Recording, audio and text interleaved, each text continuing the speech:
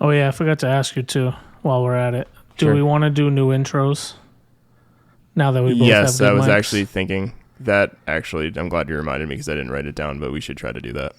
Yeah. I think it will make it sound just a little bit better. Just improving Okay. it. I'm going to re-record the guitar riff, too. Or I'm debating that, or maybe when we go to season 2, I'll just re-record it and change what it is. I don't know. It's become a classic. We'll see. I like it. So do you want to try one, like right now? Yeah.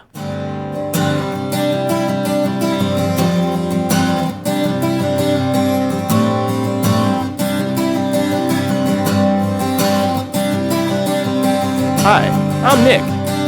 And I'm Josh. And this is the PUDs Podcast.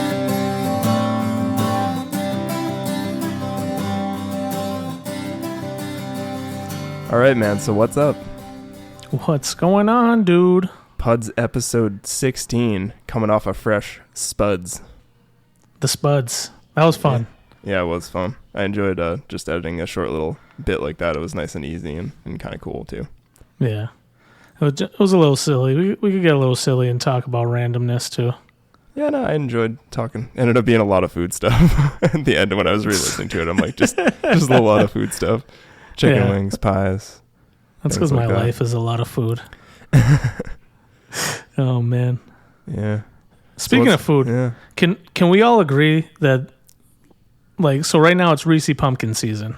Yep. Can we all agree that the Reese pumpkin is the best of the Reese, like, seasonal treats? I mean, I like them all. I think technically the Reese's Hearts have the most peanut butter and chocolate in them out of them. Yeah. I like the pumpkins too. The pumpkin might be the best. The pumpkins are good. The pumpkin's just a nice shape. It's a good shape. We got like a pack of like 30 of those, like not that, I think it lasted maybe a week and a half. Yeah. Because I just had like 2 every day. Yeah. That's the issue. Pop in from lunch, have one. Pop in from dinner, have one. They have like a perfect point that you can bite them and like it's a perfect half. Like I don't right at the stem. You bite it right at the stem, you get done with that thing in 2 bites. That's how you gotta do it. It's gonna be Reese's pumpkin for sure. Yeah, so that's man. probably the best thing about Halloween. The Reese pumpkin for sure. So want to get into the scramble? Let's do it.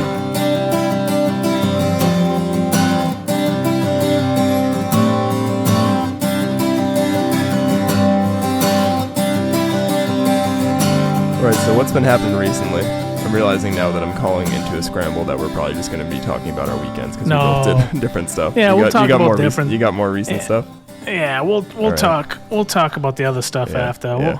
We can talk. You know what we should talk about right now is the Celtics trade. The Celtics traded away. Tell me about 2 the trade. big pieces to get Drew Holiday, old man Drew. I'm taking it you're not a fan of this move. I don't know. They gave away Robert Williams. So, like, on his way up, defensive stud, like, athletic big man. The athletic big man that every Celtics fan for years, we need a center that can block shots. We need a rim protector. And we finally get the rim protector that we've been looking for. And we trade him away. We traded away the 6th man of the year, Malcolm Brogdon, and 2 first-round draft picks for Drew Holiday, who's, like, in my opinion, super overrated. How old super is he now? overrated. Like 30?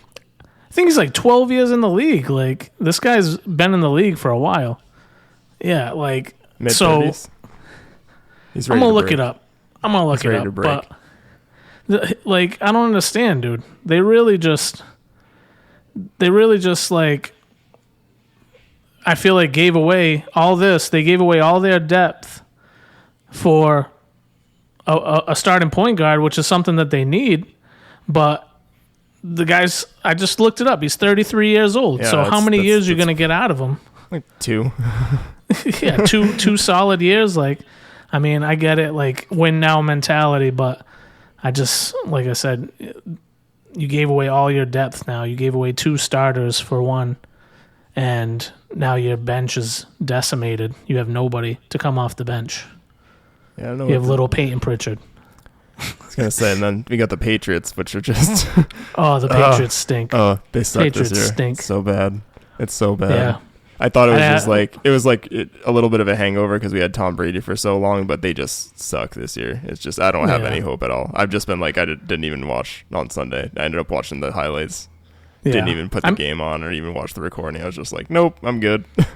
I mean, the Cowboys are really good this year, but the Patriots just look like their offense is like doesn't shambles. exist. It's like pee-wee football offense. They can't score.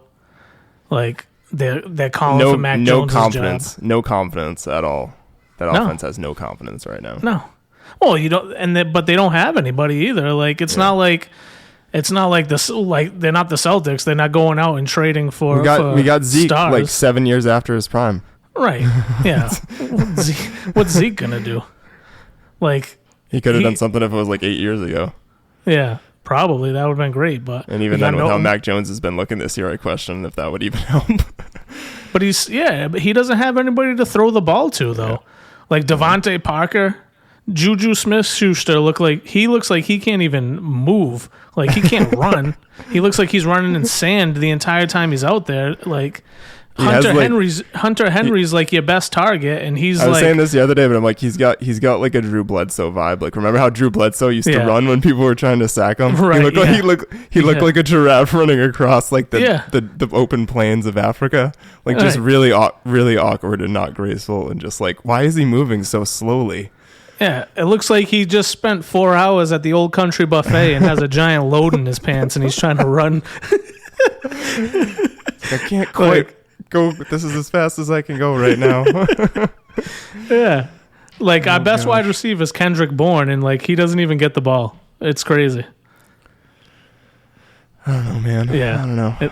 It's bad. The Red Sox are pathetic this year too. So I don't know. The Pud Boys talk sports. Yeah, occasionally. Yeah, Red Sox season's over. We're all done with that. So, but what about you? Do you got any topics you want to scramble?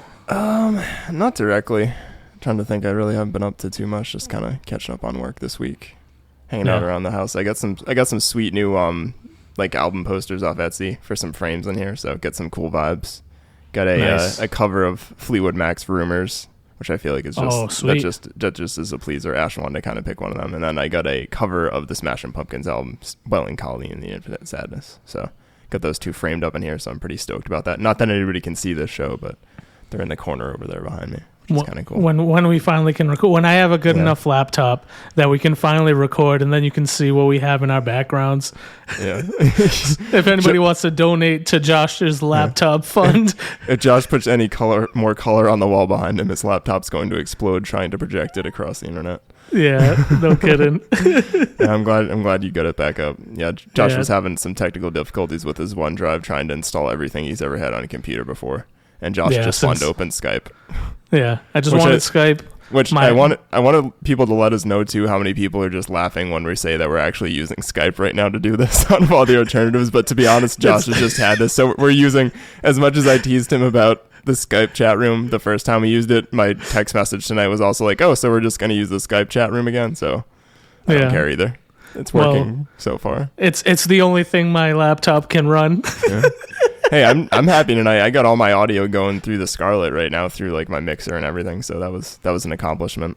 I don't have to like plug you into the MacBook ear and like hear myself through the speaker output. There was definitely something weird going on with Logic though. I think if you try to switch up kind of the interface you're using like mid-flight, so to speak, it seems like it doesn't like it too much. So tonight I definitely switched my output to it last time and it wasn't working correctly, but it's working fine tonight.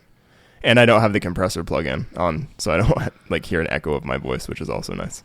Yeah you're such an audio snob. I guess so. Well, now you have now you have an expensive mic too, so you can't talk. I love it. I love this mic. Sounds good. It sounds good. Not as expensive as yours because I don't got that kind of money. I mean, it wasn't that much more, and it was like $50 cheaper or more expensive. Cut it out. Something like that. No trade secrets. Yeah. We got a reputation to hold up.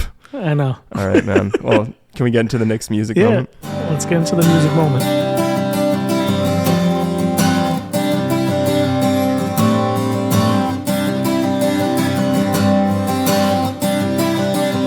All right. And I'll ask too if you want to continue your little Josh's jazzy moment and next music moment thing. I think it was cool that you kind of threw in a song at the end. turns out to my wife Ashley's going to make me say this, and she was unhappy, but I definitely know that song Redbone by Childish Gambino. Like, I know it very well, actually, from Ashley playing it and from you playing it. So it's on the previous podcast, I said I didn't know what it was, but I lied. I just didn't know the name of the song. Yeah, but I definitely know. Yeah. That just nice such a lovely vibe. Yeah, I've been listening to it like all week again. It was just running today too. It was just like, just has a nice little pace to it. Is it on your music moment? No, it's not on my music moment because technically it was on last week's music moment already. All right, so here's the picks for PUDs Podcast episode 16. The first song is a song called Heavy Heart by an artist called Bartees Strange. The album's called Farm to Table. I think I heard this group because they were opening for the National on, I didn't see them, I should say, at a National concert, but I just happened to notice that they were on some tour dates together and check them out. This is the first song off it and a single, just really good. It's kind of just sort of a rock song. It starts off with this kind of really catchy riff and whatnot. A lot going on, kind of different time changes and whatnot. Catchy stuff. I feel like I repeat myself sometimes just saying catchy, good music, but I'll have to look at more adjectives. So that's pick number 1. Pick number 2 is a song called Alesund by Sun Kill Moon, aka Mark Kozolek, who I've had some of his songs on here before. The album's called Admiral Fell Promises. Admiral Fell Promises. And this is just another sort of acoustic song, really chill. I kind of been going back and forth listening to him lately. I feel like a lot of his music's sort of very fall-esque. Just kind of has that sort of nice, cool, chill vibes to it. Like you can kind of feel like a cool breeze flowing through or whatever. It's just, can imagine too, like I've listened to a lot of this music quite a bit, so I have memories and stuff to it. So that song's just cool.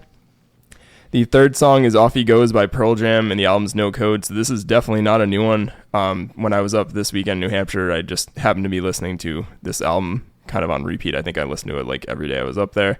Just kind of good road driving music. I really like that album by Pearl Jam. It's probably the only one I've really found myself that I can listen to like the entire thing through without like not really liking a song to it. Just good stuff. This song too is not like super hard or anything. Again, just kind of a classic Pearl Jam song. I think it was kind of a pretty big hit for them. The fourth song is called Jonsies, Gonesies. It's by Poppy Jean Crawford, and the EP, or I should say the album is called the Jeanie EP.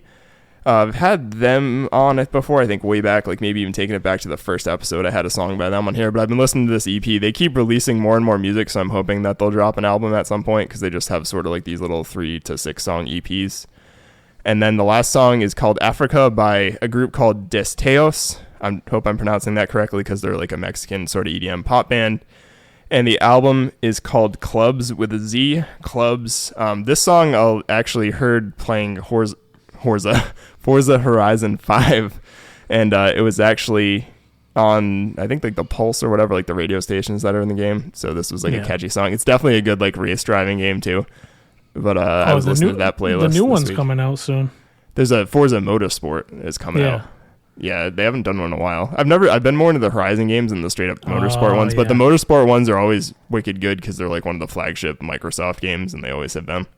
Yeah. So I'll probably end up picking it up. Horizon's more like an open world sort of racing game, whereas Motorsport's just like a straight up like more arcade style, I guess you'd say. Like it's more like you just go from race to race. You don't like drive around. Nice. Yeah, I like those kind of games. Yeah. So do we get a Josh's jazzy music moment? Jazzy music moment. And Nick's music moment. Josh's jazzy music moment. Say that 10 times fast. So we actually watched the new Guardians of the Galaxy movie. Oh, there's a new one out? Yeah. So Guardians of the Galaxy 3. 3? I guess. And I mean, as you know, like, there's always really good music in it. The soundtracks of those movies are incredible. I was watching it, and this Earth, Wind, and Fire song came on, Reasons. It just reminded me of my father, and I'm trying to figure it out while I'm watching the movie. I'm like, who sings this song? It's incredible. And then, of course, it's Earth, Wind, and Fire. Yeah. And cool. So I was listening to that a little bit this week, and I'm like, oh yeah, I love that. I love that old school like Motown sound. Like all the men sound like high pitched women. It's great. So Earth, Wind, and Fire, Reasons. All right, so that's Chalk it up. Josh's pick of the week. That's a pretty good spectrum of music there, I gotta say. So yeah, this has been the Nick's music moment and Josh's jazzy music moment of the week. And you want to get into the main topic? Let's get into it.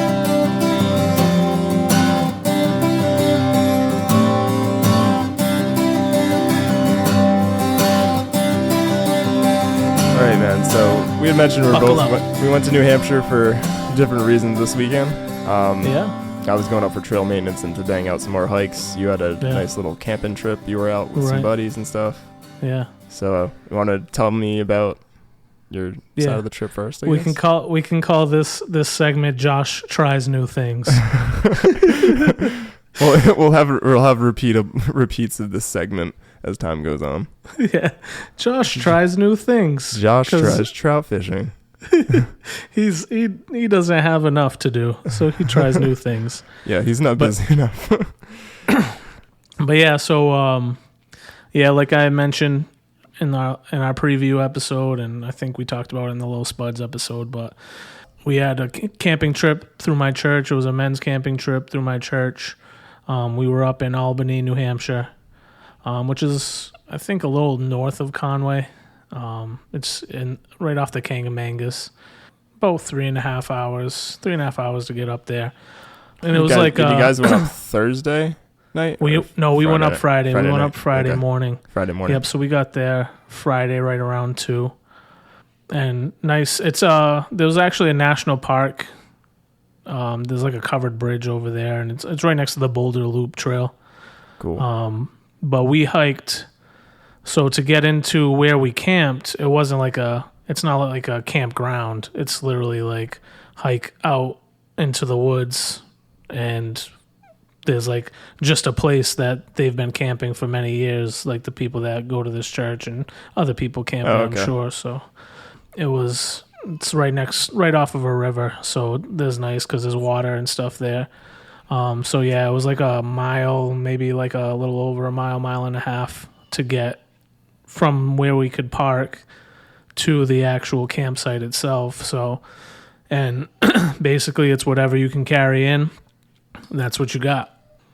Had to get like a backpacking, hiking, or camping backpack. Nick generously provided me with his 2-person took it on its maiden voyage. Yeah. Yeah, an REI dome tent, I think it was called. Yeah, REI dome tent, and so I had to sling that on the bag, my sleeping bag, everything I was going to eat for the weekend, all my clothes and spare clothes, rain clothes. It was actually raining. Rain wasn't in the forecast, and it wasn't at all. Yeah, I'm sure, and I'm sure you got your own story about the rain on your end. But spoiler alert, it rained.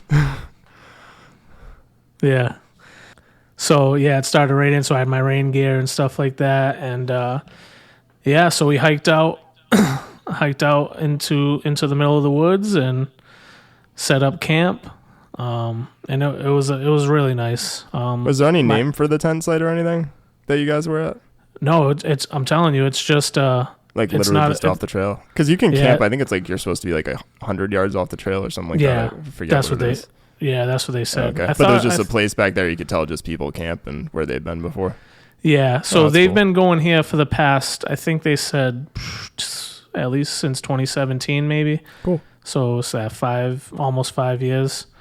So they had like stuff already.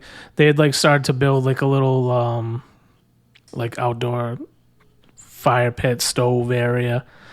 They had some stuff that they had stored up there. So it's like a place where they've been to many times. But it was my first time going there. Like I said, so set up my tent. I was sleeping on the ground, but like it's funny because everybody else, well, not everybody else, but a lot of people had like those hammock tents. Oh, okay. Yeah, that are kind of like you just. So it's just a hammock, but it's got like the tent cover. Over the top. Yeah. Yep, over the top. And I was like, why would I want to do that? Why wouldn't I just sleep on the ground? And then I realized, because sleeping on the ground absolutely sucks. And your back is going to hurt and your hips are going to hurt and every rock especially you if you don't have any like air mattress or something like you were saying you didn't have. Yeah. And I had I feel bad because I have two I could have given you. Yeah. I had a small pad. I thought the pad was going to be fine. I'm like, I'm a man. Like, I can sleep on the ground for 2 days. Like, it's not a big deal. And then I have this pad. I'm like, this foam pad will be enough. But it had, then Josh remembered how hard the ground is. Yeah, the ground was hard. And it was rocky and had tree roots. And the pad I had bumps all over it. It was all bumpy. So it was like all that pressure pushing back from the ground, just pushing in your back, and it's just a bunch of pressure points in your back. So, yeah, it was not the best night's sleep I've gotten for sure, but it was a nice experience. Like I said, Josh tries new things, but what did you guys like ended up doing on? So you hiked in Friday. What did you guys do on Saturday? So we hiked in Friday, and then we ended up hiking Boulder Loop Trail on Saturday. So, hiked in Friday night. It started raining. Not too bad. We ate.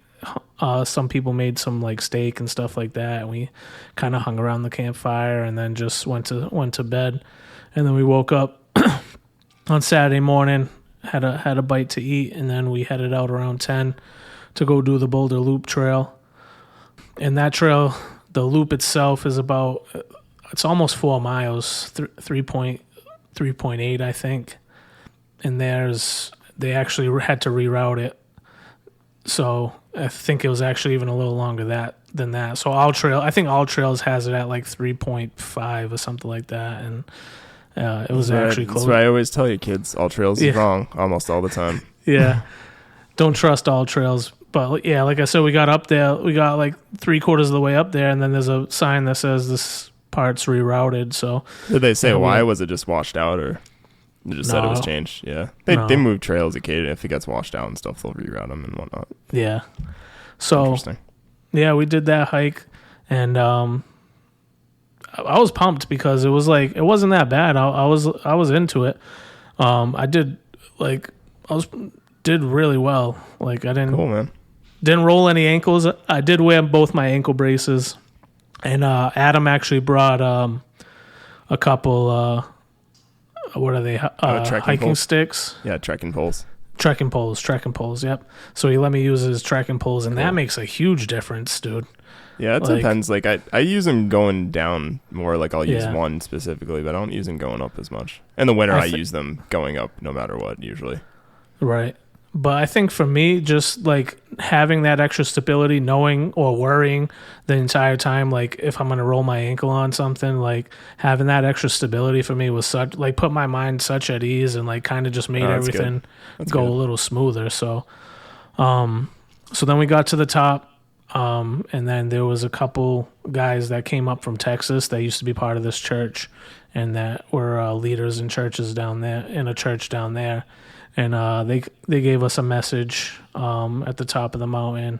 It was cool, man. Nice. Yeah. So then we hiked back. Yeah. So basically, it was like a little sort of peak thing you went. I know you sent me the picture. Looked really nice that you sent me.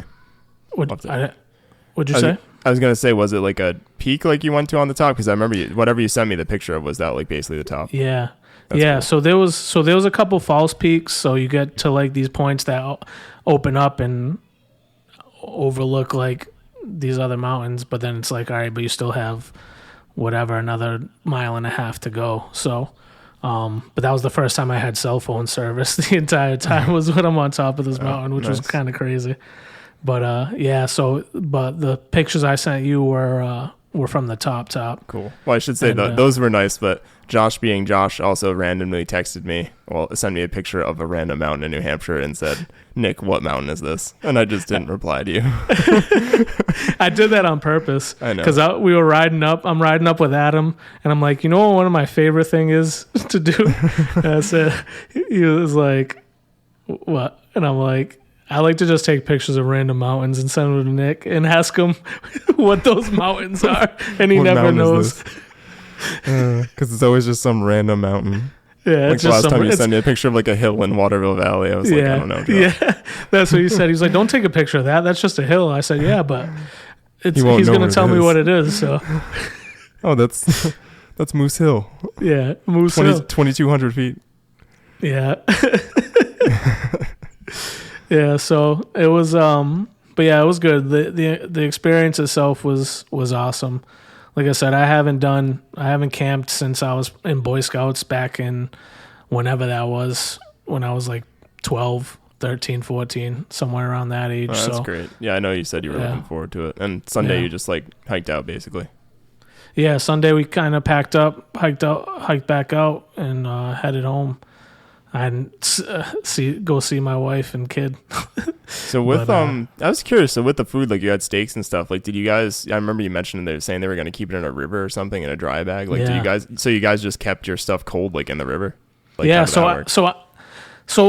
I wasn't comfortable enough bringing anything like that I had to keep refrigerated or cold. Yeah, that'd kind of be my thought process. Yeah. So I packed. So I had a mess kit that came with a little camping. It's like a little camping stove that you kind of just screw on top of a little butane tank. Yeah. So I brought like ramen noodles. I brought oatmeal, bagels, peanut butter, trail mix, and some bars. Cool. But those guys, they've done it a million times, so they kind of, and like I didn't have any more room in my pack, so there was no way I was going to be packing any meats or anything like that, and I wasn't carrying in a cooler, so those guys had more experience, and so what they did is they took that whatever food needed to be kind of kept cold, they packed it up in the dry bags and put it in the stream or the river, and that river is constantly flowing, so it's like it was freezing. I'm sure it was freezing cold. Yeah, it was freezing. That's pretty cool. I've never heard of people doing that, but it must be a thing. And it worked out. And it keeps the scent of the food. There was actually a bear right on the other side of the river, dude. Oh, really? Yeah, so you could see its den. You could see its den, and then they saw running off one way. Oh, geez. One of the days. So it was kind of that was kind of cool. It was also very scary. But also be like, yeah, don't eat our food. Yeah. But yeah, so after we finished that hike, I jumped in the there was like a little area where all the river water kind of collected underneath this waterfall, and I jumped in there and almost I couldn't even breathe, dude. It was so cold. Yeah, it was crazy. That's cool, man. Yeah, it was nice, and like I said, it's I don't talk about my faith or my religion very much, but it was a nice experience to be able to like just reconnect with God and just connect with these people that I've been going to this church since January, and I haven't really gotten to know anybody like that yet. So it was nice to be able to get to know these people and kind of find out more about them and kind of just, kind of chop it up with them for the weekend and just enjoy their company and hear some messages and share some testimony and stuff like that. It was a real fun time, and I got to hang out with my best friend. So we just got to freaking mess around and kind of. You don't get to ride around with somebody for 3.5 hours stuck in a car where all you can do is talk to one another. So it's a good way to hash out everything for sure. Yeah, talk to somebody for a while. You get to catch up for like years of stuff, and you're like, oh, I didn't know that happened. You're like, yeah, 3 years ago. That's cool, man. Yeah, so that was real fun. Like I said, it was a good experience, and it actually got me like I said before, it got me more motivated. I don't know if motivated is the word, but now I'll feel like if you said, hey, let's go do this hike, like I would feel more now that I did this, I'd feel more comfortable to do that, because by no means was this hike an easy hike. Like it was, it got pretty steep in some points. It wasn't very flat really any of the way. So it was like, oh, okay. And it's not like we were going at this crazy snail's pace. Like we were going at a good pace, and I'm like, all right, my breathing's good, my legs are good, my body feels good, and I thought I was going to be sore into next week, but by Monday I was fine. So good, yeah, man. Cool. So whenever you need another hand. I hear that for sure. Yeah, I'd still like to. We got to get to watch these in the fall or November or whatever time frame. Like I'd like to get up there at some point, do something together. Maybe get somewhere else. Maybe we could do a day trip, PUDs trip together. Yeah, when's the fundraiser over? In 2 weeks. So it'll be. We got time. Yeah, we do. They'll all be gone the next 2 weekends, but yeah, we should get out. Yeah, do like a night thing or something. I was surprised the foliage wasn't that great. Yeah, a lot of people, it's funny, I think people just automatically think, like, if you go up there in the fall, like, the foliage is, I don't mean you specifically, but it's funny because there were already a bunch of leaf peepers up, but, yeah, unless you were, like, it was starting, I'm sure, around where you are, you probably could see stuff starting to change yellow and red, like, a little bit here and there. I'm sure if you went up further on the Kank, you probably would, but, I mean, I was way up north, like, I'll touch more upon this in my section, but I went up to Magalloway, which is like way far up in New Hampshire, and the foliage was like really popping up there, but that's like a 5-hour drive up. Yeah, it was orange and red and pretty spectacular, but you're talking probably almost 3 hours away from where you were. Oh, 3 more hours? Yeah, it was 2 hours north of Gorham, so Gorham is probably like half an hour to an hour from where you were. Oh wow. So yeah, it's way up there. So it'll probably be peaking in the White Mountains, the Central White Mountains, like really this weekend, like around Columbus Day is usually it. Columbus Day, but it can vary. I know, like there's a lot of like sort of old wives' tales, so to speak, of like if there's like a wet summer, like the foliage is better, or like I do think if it stays warmer, like we've had these couple warm stretches, it'll delay it a little bit because the leaves are like, hey, like we don't have to die yet. Even around here, it's starting. There's still sun to feed us. Yeah, that's one thing I did read that. Pretty valid. Cool. I'm glad you had a good time. That's kind of my weekend, man. It was a great time. It was really, like I said, it was nice to kind of disconnect. I didn't have any phone service, so it was nice to like you get bored or whatever, and you go scroll around on your phone for 2 hours. Next thing you know, you've wasted 2 hours doing nothing. It was kind of nice to stay active and kind of just be immersed in the moment and the time that you're spending up there. So that was, it was refreshing for sure. Yeah, in my experience and from what I've heard from other people too, that area of the Kank, that eastern side, like before you really hit 16, is like pretty devoid of cell reception. Like I'd say from the central part of the Kank into like really where you meet 16. Like there's not much cell reception there like at all unless you're kind of higher up. Which is kind of getting rarer and rarer there, which is good and bad, I guess, for different reasons. Right. But yeah, it's good when you kind of have an excuse to just be like, yeah, I can't get anything. I felt like that when we went to Baxter a few years ago. Like, and there's zero. I think friend of the podcast, Lori, got some reception when we were like almost on top of Baxter Peak in Katahdin. But yeah, there's nothing for like you're also like a 45-minute drive away from anywhere like you'd have cell reception probably. But it's kind of nice to just be able to completely disconnect and like also know that your phone just doesn't work. Yeah, like you said, it was a good excuse. I was supposed to be on call or available to be reached all weekend for work, and nobody could reach me. So good luck trying. Yeah, that's okay though. Cool, man. But yeah, tell me how your weekend went, dude. Yeah, so I kind of did this similar thing with I did take Friday off, and I've been trying to get up and do trail maintenance on the airline cutoff, continue building that scree wall and stuff. And I talked to friends of the podcast, well I say talked, but more like twisted their arm a little bit, friends of the podcast, Mike and Wilkie, to go up with me to help sort of build the scree wall and also just go out hiking together. We hadn't got out hiking together in quite a bit. And we decided, I should say, I talked to them, and for people that know those trails around Mount Madison, I pretty much have gone up Valleyway and Airline or variations of that every time I've been going up to do trail maintenance. So I was getting kind of bored, so I opted to go up Watson Path, which is on the northern side of Madison. So you start off on Valleyway from Route 2 in Appalachia. And the deal with Watson Path compared to even Valleyway, or I should say Airline, it breaks tree line like very quickly. I feel like quicker than those two standard trails. But it also is crazy steep. Like I think it goes up 1,500 or 1,600 feet in a mile at one point. But you kind of like all of a sudden you're above the tree line. You kind of branch off on Valleyway and you hit this waterfall. And then you kind of climb up the ridge line from there. And eventually you pop out above tree line, not too far from Madison. One thing that's kind of notable on that trail is it's definitely not as used and it's RMC maintained, RMC being the Randolph Mountain Club. And we definitely a few times skewed off from the Carnes and kind of were like had to cut back and figure out where we were going. Like we kind of you end up just kind of going up over boulders and being like, oh, like, are we supposed to go back in that scrub in the woods for a bit and then pop out? And we've done that trail twice before too. So it's not like we didn't know where we were going. Is it not marked? It's not. So there's not really a lot of blazes on it. And then once you're above tree line, it's literally just Carnes. There's like no blazes anywhere. So you're just literally looking for Carnes above tree line. Which isn't bad with the visibility not being bad. I say the visibility like on the mountain wasn't bad, but kind of going and tying back to what you were saying about the forecast. So it wasn't supposed to rain on Friday. It was supposed to be partly sunny, and that was even the observatory forecast in the morning.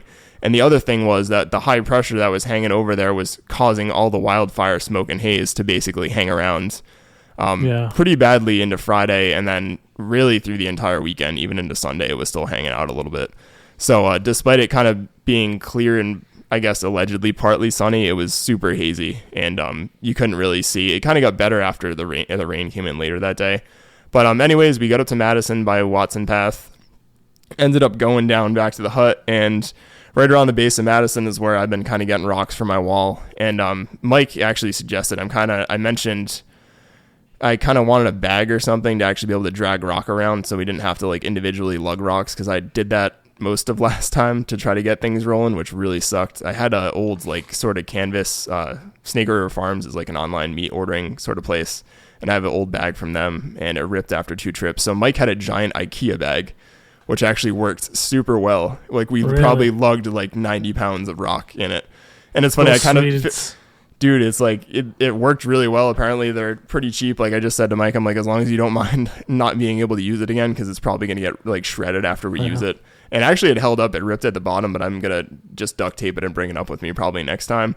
But they're with like $1.99. Go get yourself another IKEA bag, dude. Dude, I think they're like $8 or something like that. Mike said, friend of the podcast, Mike said next time he goes, he's got me. He's just going to pick up like a couple of them, and I'll be good for a while. You can't get like an actual like canvas bag? I had trouble finding them, like even just looking online, or like I was going to go to Ocean State Job Lot that night before he suggested it and just see what I could find. But the IKEA bag was a champ. Lugged a bunch of rock, like Wilkie and I kind of lugged it halfway. Or I should say Mike and I, and then Wilkie and I. How far are you probably like rock? I don't know, 1/10 of a mile, something like that.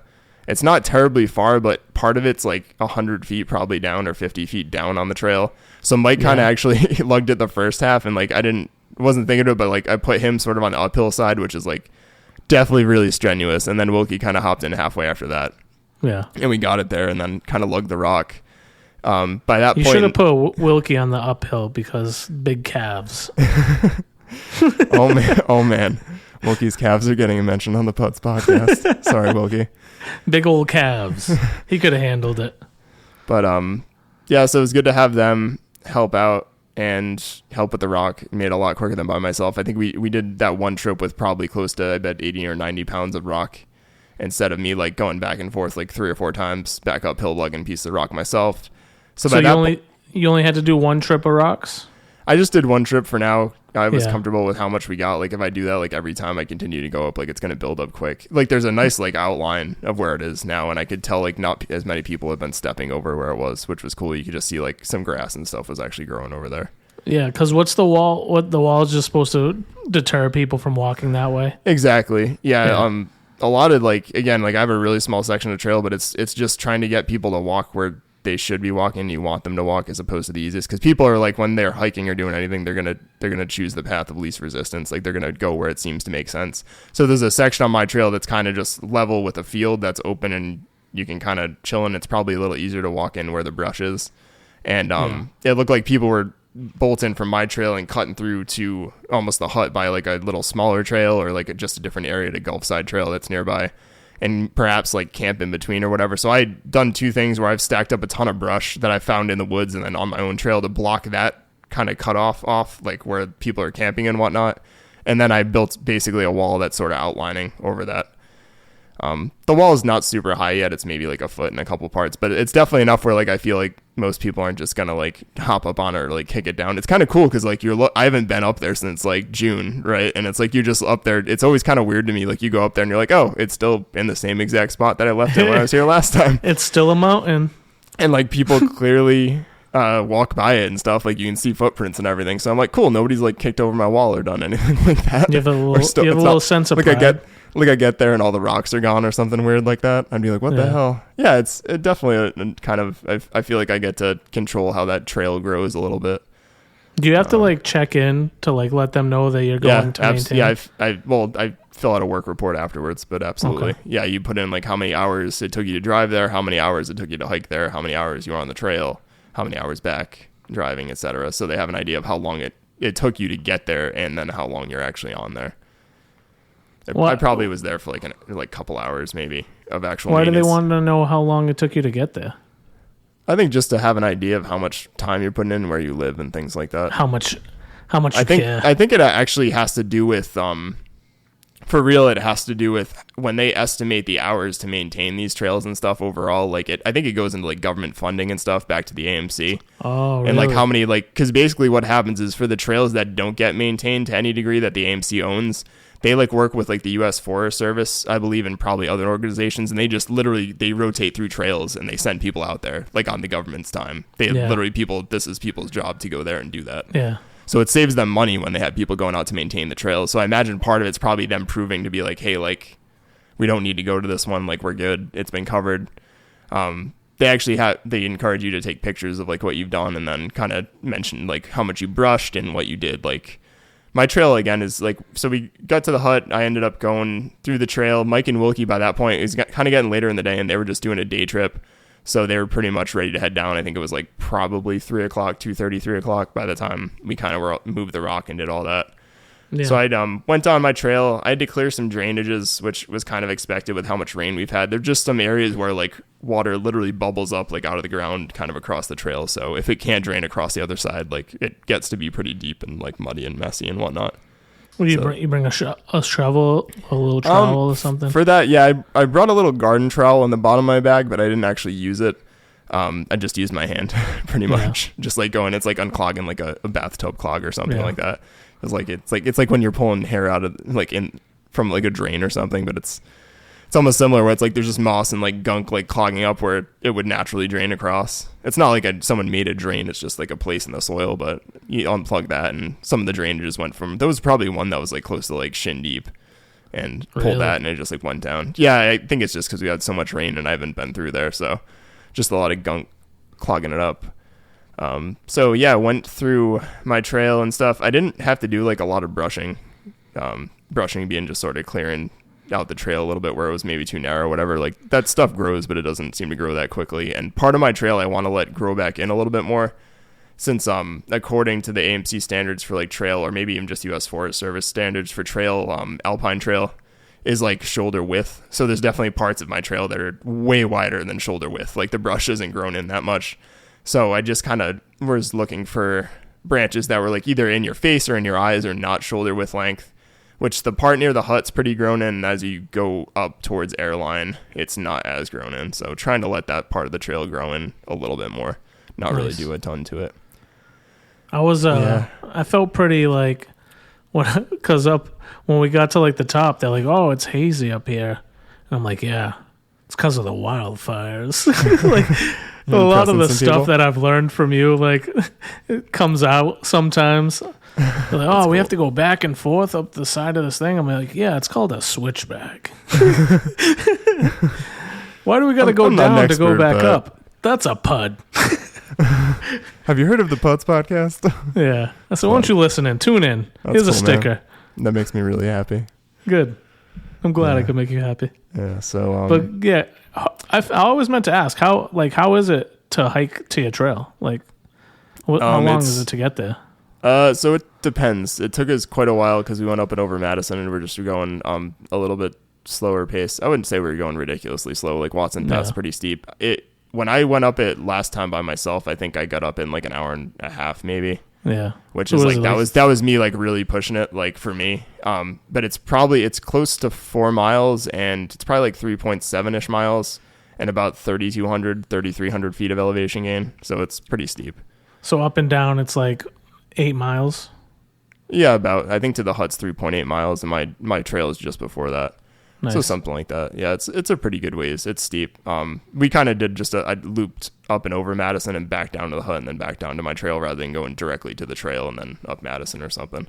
Right. And so yeah, as you mentioned, it started raining probably around like 1:30, 2 o'clock sprinkling, and then it was like not raining really hard. Like I was on my trail, and being the fact that I was staying up there, I didn't have to hike down when Mikey and Wilkie were because they were driving back, and it's like a 4-hour ride back to where they live and where I live.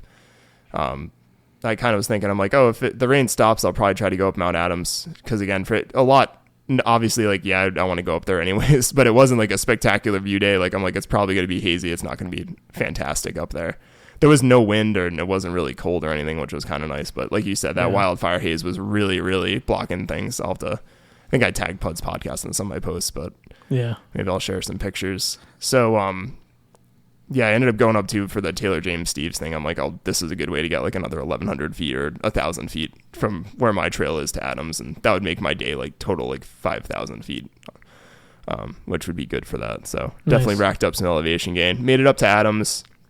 Very hazy and stuff. And actually at that point it was nice kind of coming down because it sprinkled just enough that it actually tamped down the haze a little bit. So I got some pretty nice pictures coming down airline. There was one other dude at the summit that I don't know what he was doing. He said he came up from Pinkham Notch and he was looking for one of the RMC camps and he was asking me how to get there, and hopefully he had a map because I just pointed out to like, I believe where the perch is on King Ravine. And he was asking me if you can get there from here. And I'm like, well, yeah, you can. And he's like, oh, do you know how many miles? I'm like, I'm going to be honest with you. Like, I don't know how many miles and how far it is. Like, you can see it. Like, yes, it's physically over there. But by this point, too, it was like, it's like 3:45 or something. So I'm like, hopefully you kind of know where you're going. Even me, I kind of had in my head, I'm like, I might have to put on a headlamp when I come down, depending how late it is. Because it was not sunny out or at all or anything. No. Like, it was pretty dark around 6:30. Yeah. Yeah, so went up to Adams and ended up coming back down. And some really nice views into King Ravine coming down airline. I decided to come down airline rather than go down Valleyway because I didn't feel like going back across and switch it up. The one annoying thing with the rain is that it made it just slippery enough for the trail to be kind of a pain in the butt coming down. And I rolled the crap out of my ankle coming down airline, which sucked. Yeah, which sucked. Right on the top part, kind of was just I wasn't paying attention. I was just putting something in my backpack. I think I went to go just reach and put my water in my backside net and like literally just like slid on a rock and like fell into basically like a scrub brush and stuff, which kind of sucked. Dude. And that's what I was going to say is like I usually carry one trekking pole, and I was glad I had my trekking pole because it let me take kind of weight off my right foot until it like you get over that initial hurt. I feel like when you roll if you've rolled your ankle like as many times as like we have, it just gets stretched out, which isn't fantastic.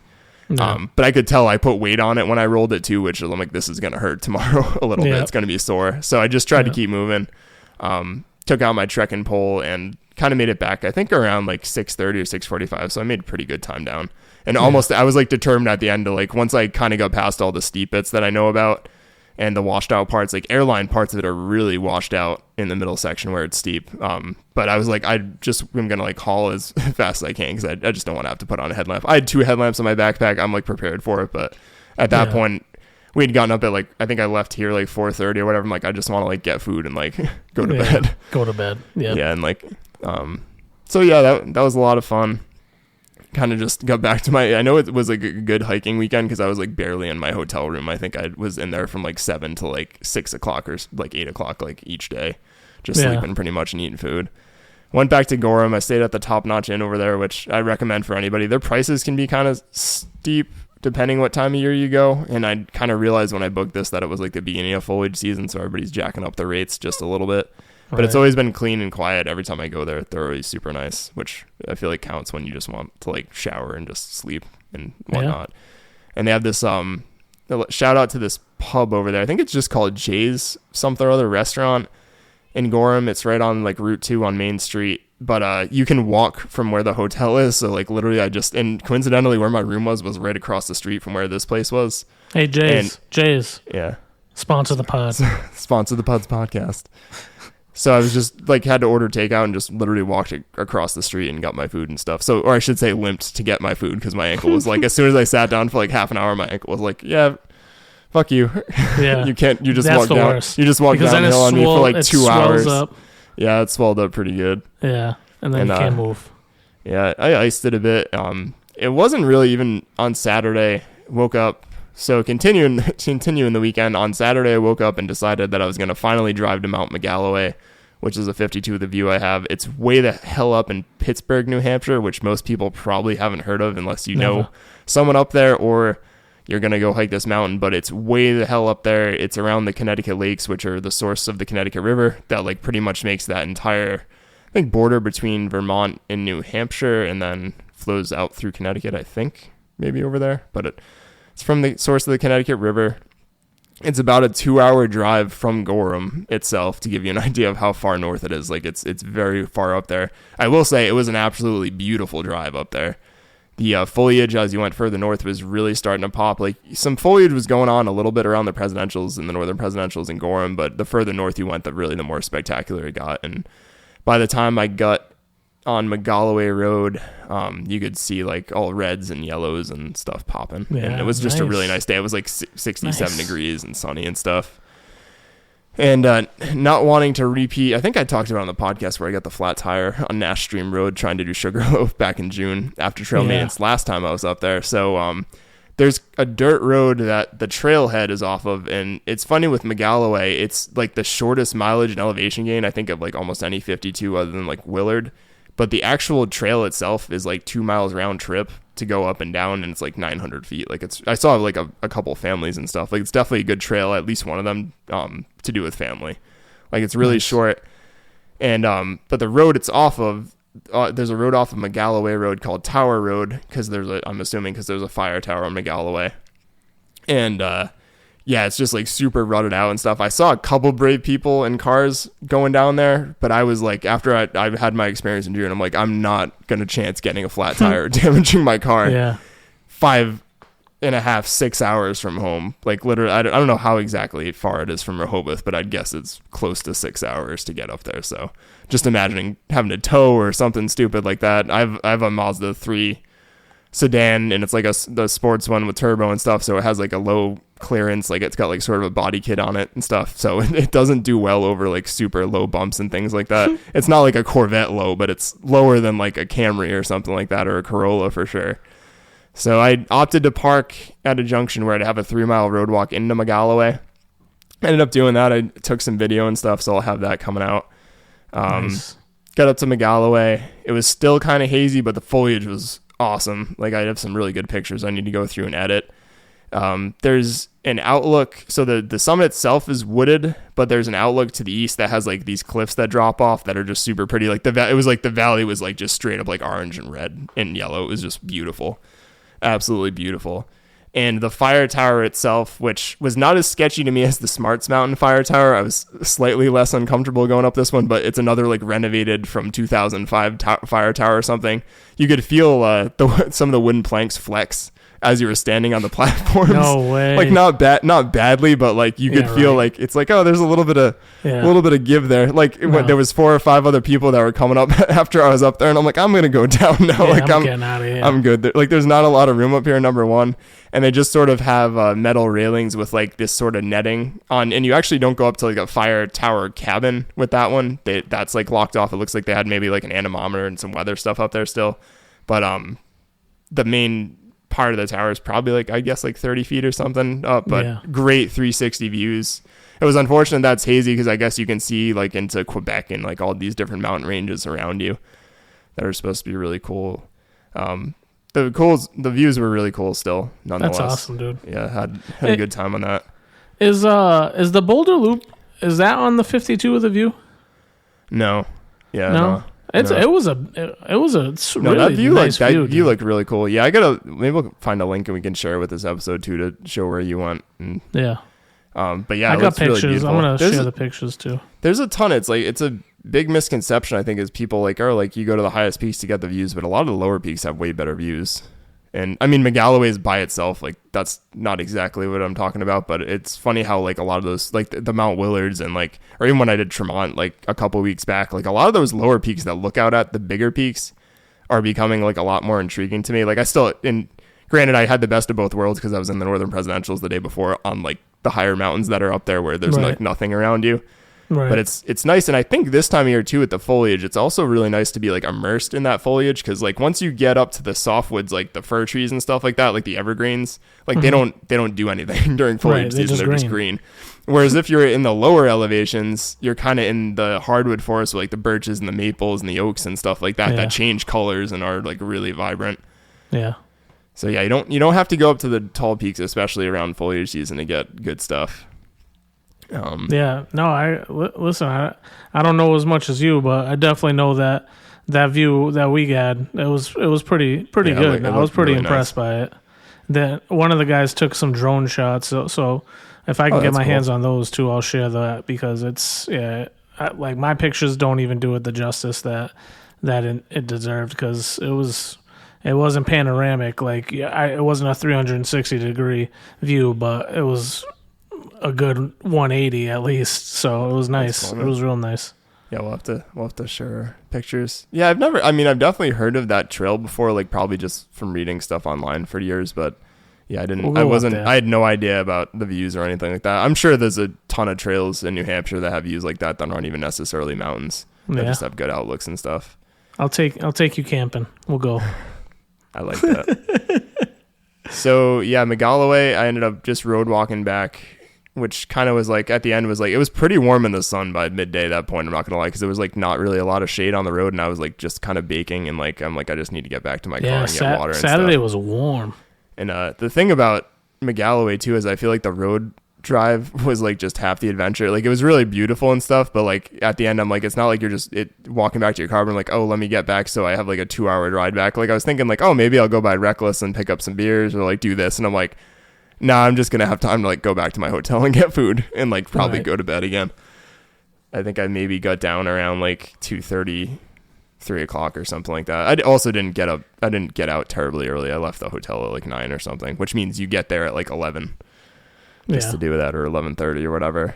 So yeah, Magalloway was cool. That brought me to 45 of the New Hampshire 52 with a view, and that was by far the most out of the way one like ever. That's kind of why I was like, I'm just gonna go up and do this now, because it's logistically it's just difficult, and it would have been difficult to do in a day trip. Or I was actually debating doing that Sunday, then driving back home, and I'm really glad I didn't, because it would have been a really, really long ride back. 4 hours or whatever, 4.5 in a car is good, but 5 hours for me to just get home, or 5.5 would be like, that's a hell of a ride. Like you could go like a pretty good distance. Like I probably could go across to upstate New York in less time than driving back to where the house was. Especially by yourself though. Yeah, it's a long ride for sure. No matter how many podcasts and music and whatever you listen to. Yeah, right. Did you do anything Sunday? Yeah, so Sunday. Of course you did. Yeah, I did. The weather was nice again, and again the weather really, other than Friday night, kind of for them missing that with the rain, it was generally good in what there was forecasted. It wasn't super hot or anything. I think it was in the 40s in the morning on Sunday, and like about the same on Saturday. Sunday, I still need to do the horn for my 52 with the view. That's most people would probably know the horn or end up kind of hearing about it from when they do Mount Cabot with their 4,000 footers.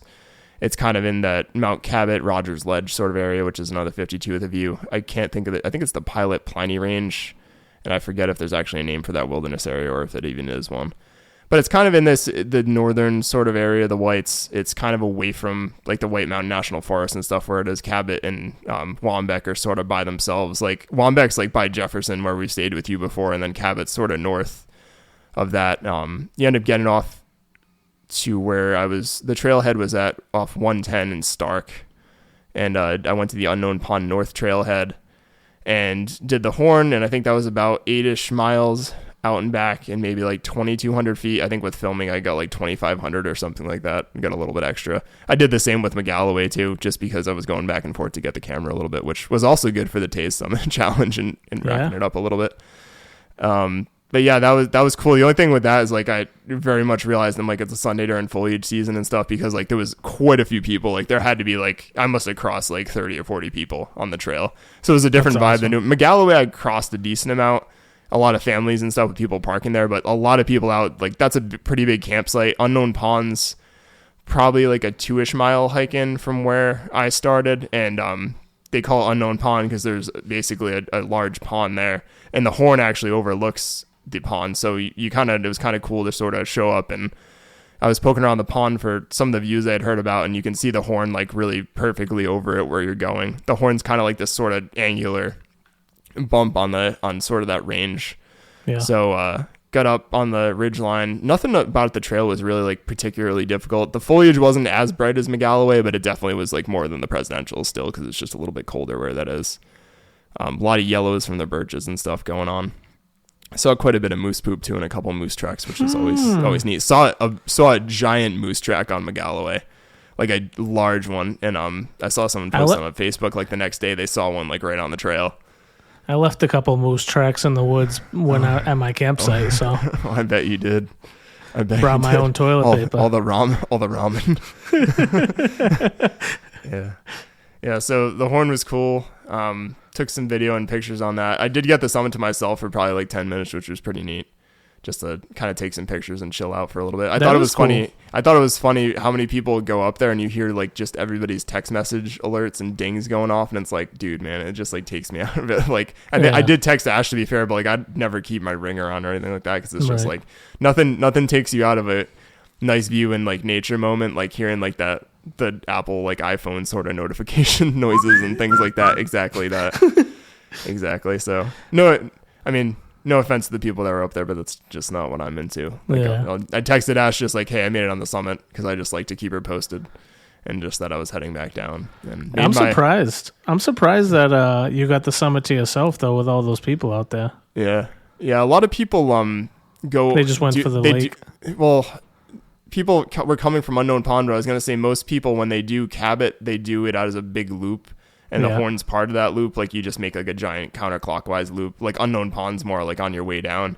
But like you pretty much go up over Cabot, and then you hit another peak called the Bulge that doesn't have views, but it might be on like the 100 highest list or something, New Hampshire. Yeah. And then you hit the Horn, and like the Horn, I believe, has even better views than Cabot. Like me and Ash, when we did Cabot, it was snowy and stuff.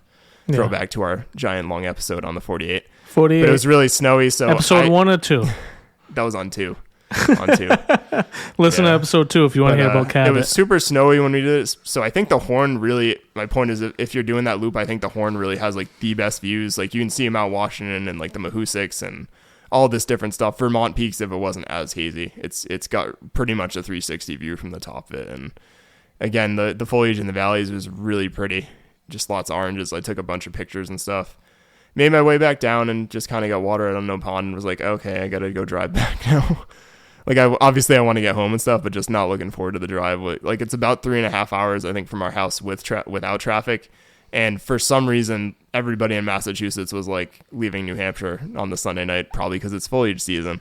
And traffic wasn't bad in New Hampshire, but once I hit like the border, it was just like awful. I hit like an accident, like someone rolled their car, and it took me like, it looked like the people were okay, thank God.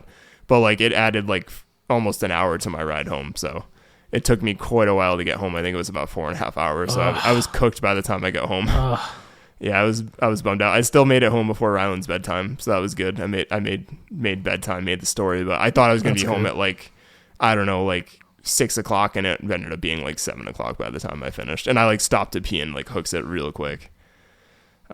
But it was cool. It was a really good weekend. I was pretty stoked. I feel like I'd been doing the 52 of the views, but it hasn't really occurred to me till recently that I'm like getting close to finishing them, which is almost like, it's like a weird feeling in a way, because it's like I've been to all these different mountains again. And it's like, oh, what's like sort of next? Like, I'm at 46 now out of those, and I have probably actually 3 to 4 actual hikes left to do to finish them. Yeah. So it's almost exciting stuff. Exciting stuff. There. Yeah. And you're killing it on your summit challenge. I don't know if you're going to save that for after, but you're killing it there. Yeah. No, I'll throw it out there now because it's related. We had mentioned, I think even last episode, 2 episodes back, I'm doing the Taze Summit Challenge for genetic lung cancer. If you want to kind of hear more about my backstory, you can kind of find my page, Scoutmaster Nick off Taze Summit Challenge, if you just kind of look that up, and it's in the link to this podcast and the details. We'll listen to episode 13. Yeah, listen to episode 13. Or 14, one of those. So yeah, I got up to almost 17,000 feet of elevation gain. Like 20,000 was my original goal in the 4 weeks, but I think I might try to get up to 30 now, because we're still going to New York, and I kind of want to hit Wachusett and Diamond Hill a few more times, so I think that'll be attainable, hopefully. And you're crushing it, dude. Yeah, then I got, with help from some friends like you and buddy and stuff, like I've gotten some good fundraising done. I think I'm up to over $1,200, and 1,000 was my goal. And I think there'll be some more coming in that I know about. So I'm pretty stoked, going to try to hit 2,000 for that. So I'm pumped about the elevation gain, and pumped about the money donations, obviously, as well, that I'm directly getting from friends and whatnot. So that's been super cool. Yeah, it goes to a really good cause. Yeah, exactly. Great cause. And the people out front, I think, like the person out front, I won't say him by name in case he doesn't want to be known, but he's got up to like 30,000 feet of elevation gain now. I'm jealous of all, like, my excuse is that if I lived up in New Hampshire or actually close to mountains, like, it'd be super easy for me to go out and do like 1,000 feet a day. Yes, like, that wouldn't be that bad. I saw you so I'm in like the rankings. I'm in like 6th overall. Yeah, they've been doing those weekly. That's between your fundraising and your elevation gain. I think I'm like in 7th for elevation gain, but like the people out front are just like insane. Like 30, like this person did like Mount Washington like 2 days back to back to rack up like 9,000 feet in like 2 days. Granted, I racked up almost 10,000 feet in like 3 days. So yeah, I definitely went for it a little bit. It's kind of cool because not gonna lie, it was an extra encouragement. Like, I don't know if I would have done Mount Adams if I wasn't like, well, I can get an extra 1,000 feet. Yeah. Like, because it was rainy and crappy. Yeah. So it's kind of been good. That is a cool motivator. Yeah, and it's kind of made me realize, like, why don't I just go out and like hike like Diamond Hill and Cumberland like once a week, or do Wachusett? Like, I mean, Wachusett's a little bit tougher, but just go somewhere where you get like 1,000 feet of elevation gain or whatever, and do that as an exercise, sort of. Yeah, thing. Dude, I'll come with you to Diamond Hill. Yeah. So, man, it's been you're cool. Like top so, 3 Summit Challenge.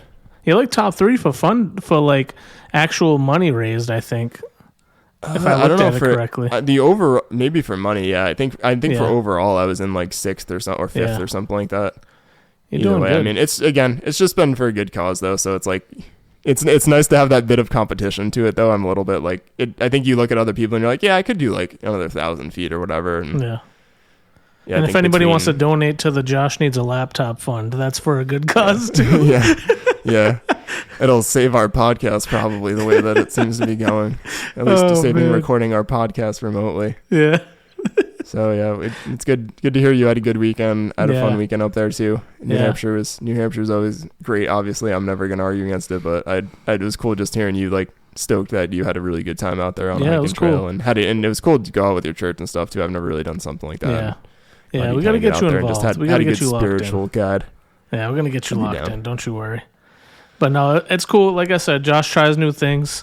It's nice because I don't, you know me. Like, I'm a very, I'm not going looking for adventure. But if adventure finds me, like if somebody, you can invite me to do almost anything, and I'll go out and do it. Like I'm just not a very motivated enough person to go do it on my own. Like, I really enjoyed the camping aspect and the hiking aspect of this weekend. Like, I enjoyed it a lot, but I don't know if I would just get up and do it on my own. Like, I wouldn't go by myself and go hike a mountain, because that's not where I find my enjoyment. But if I did it with you, I know I'm gonna at least have some camaraderie. We're gonna go sweat it out a little bit, get a good view and like have some fun. So it's like, I don't know. That's how I work. That's how I'm motivated. Well, even I mean, I was talking with a friend of the podcast, Mike, and stuff, and Wilkie, and I'll say, like, I'll go out and solo hike stuff. Like, I don't mind hiking solo, but I like hiking with people a lot. Like, I was thanking both of them like a bunch too, just as I've gone up to do trail maintenance by myself like 6 or 7, probably 4 something times now. Like, I've hiked up there by myself, and like when you're going up and down Valleyway for like the 5th time in like, I don't know, a year. At least I know there's people that do those trails all the time, and you probably almost get to the point that you zone out. But I was like, it was just nice to like have other people to talk to. Like, even though it took us longer to hike up there, like, number one, we weren't in a rush anyways, and number two, it's just nice to pass the time. Like, I felt like the time that we were going up to Madison, like, even though it might have been longer than the last time I went up to Valleyway, like, it went by much faster. Like, in my head, like, it's better than me like just chilling out, or like sometimes it's nice to be with your own thoughts, but sometimes it's also nice to just be out there with other people enjoying it. And of course, that was definitely a case. And it's kind of cool. Like, I mean, I think I maybe get competitive with myself sometimes too when I'm hiking and trying to see, not like I'm like a really trail runner per se, even though I guess I did just run at Wachusett like not that long ago. Yeah. But it's kind of nice too to just be like, you're out in the woods for a reason. Like, I try to remind myself that and be like, don't rush through this. Like, actually enjoy it. Yeah. And I think on Saturday and Sunday hiking, I did a really good job doing that with myself. Like, I was really out there. Like, I very much connect to the woods, like, I do and stuff, and like being out there, and like, it was good just to like decompress for sure out there. Yeah. Like, I don't know what it is about hiking and stuff, but maybe it's just the focusing on one thing And obviously I miss Ash and Rylan and stuff too. It's not like I'd prefer like they were staying up there with me or something. Right. Even if I'm off for a bit hiking, but it's nice to just be out there. There's something about it that allows me to like decompress, and I enjoyed kind of, I think, filming and looking for nice shots that I can get, or like nice pictures and stuff. It just really settles me in a little bit more there and just chill out. It's a passion. Really nice. That's a passion. Yeah, it's cool. Yeah, man. So let's get into the descent. Yeah, sounds good.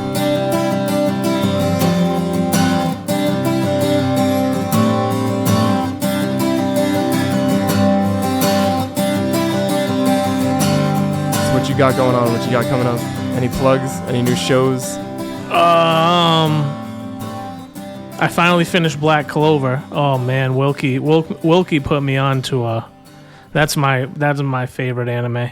I love that anime. Like ever? Ever. Ever? Yeah, that one's how many anime have you seen? Like a lot, right? Probably now, like start to finish, probably at least 6. So yeah, that one's number 1 for sure. I really enjoyed that. So thank you, Wilkie, for big thanks to friend of the podcast, Wilkie. Yeah. But besides that, right now, no, I'm not really watching anything. But I'm plugging away, trying to get everything ready here for our next couple episodes. Like we had mentioned before. So the next episode that we're going to do is going to be the beer ranking. Yeah. Blind taste we should say the main episode. There's a chance for a Spuds. Oh yeah, there's always a chance for a Spud. There's always a chance.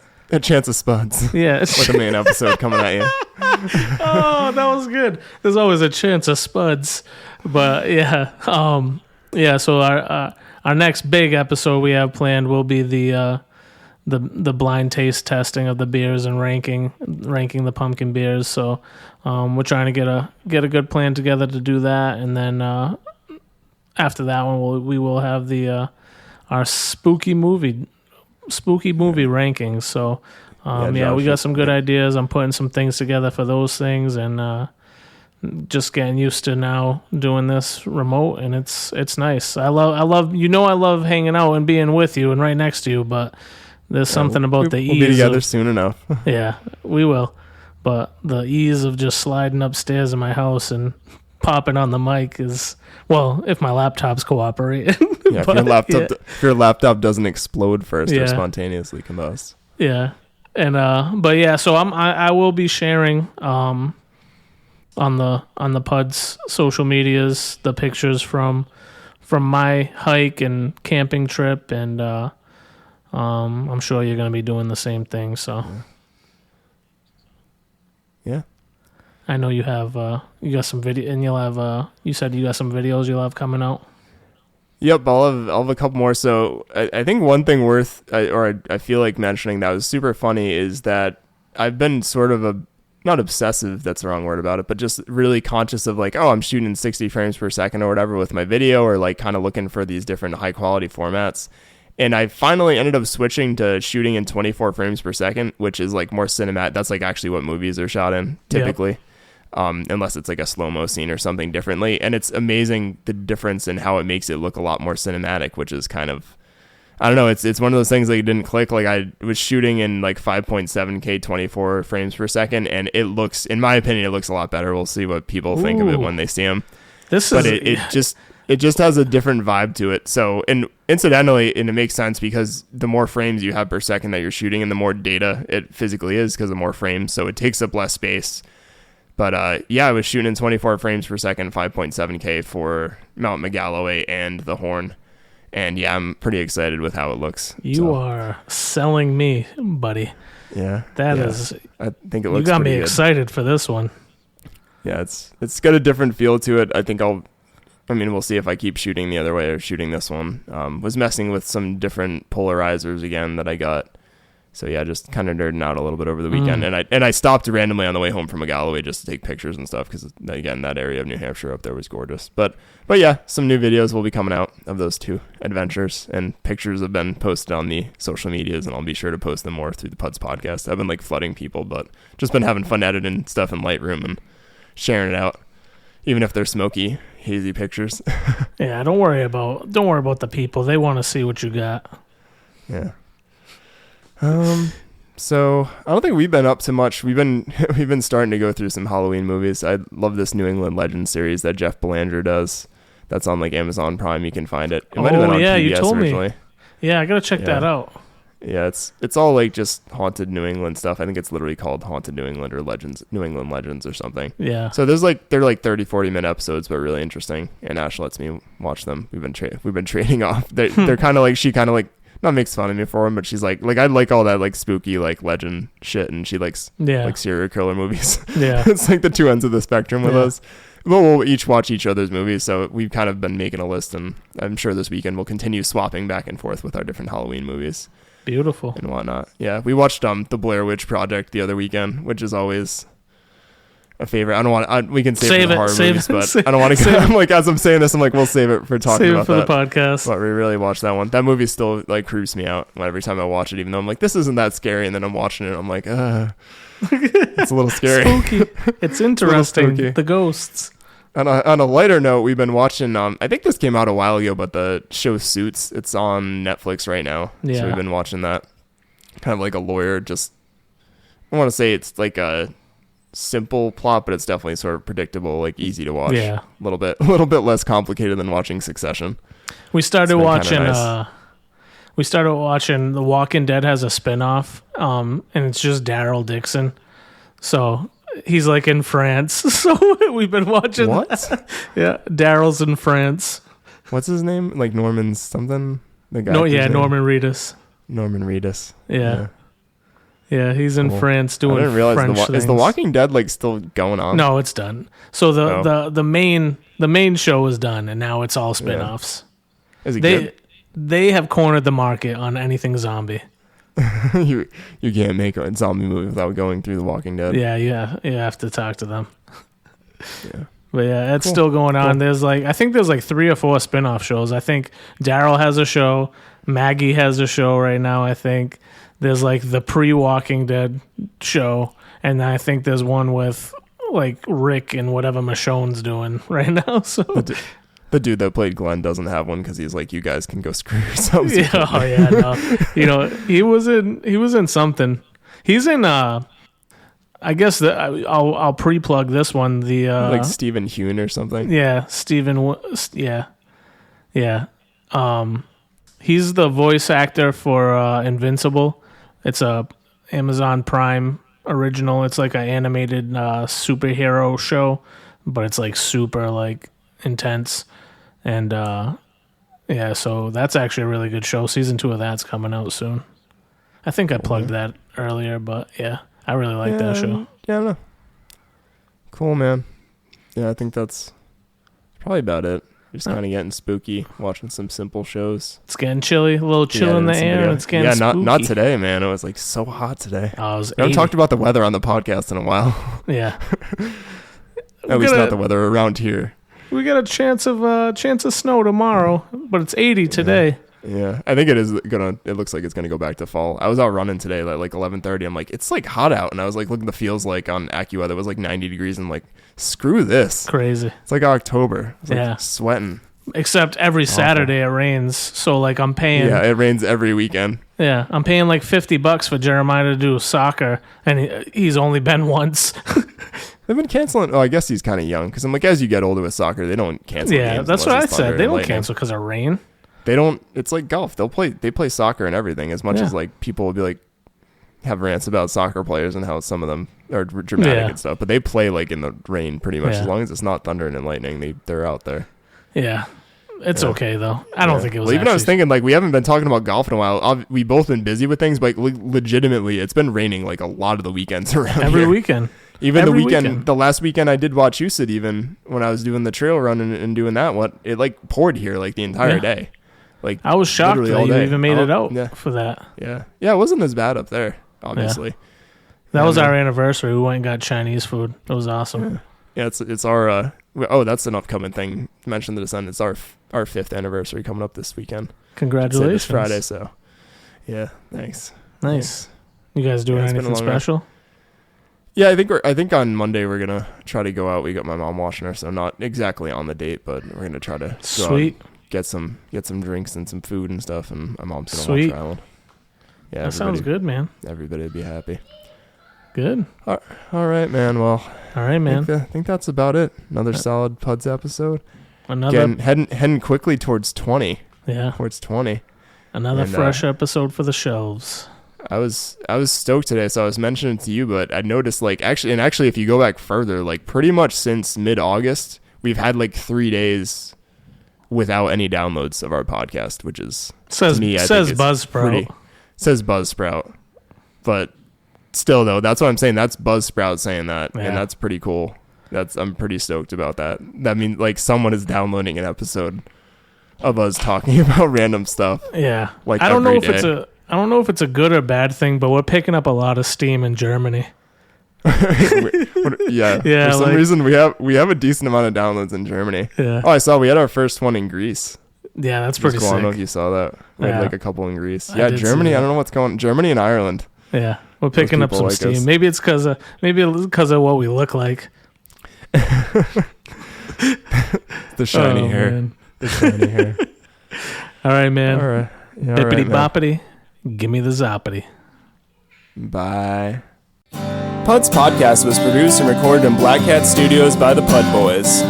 Find us on Apple, Spotify, or wherever you get your podcasts. If you enjoyed, please consider leaving us a review and subscribing. Find us on social media, and we'll see you next time.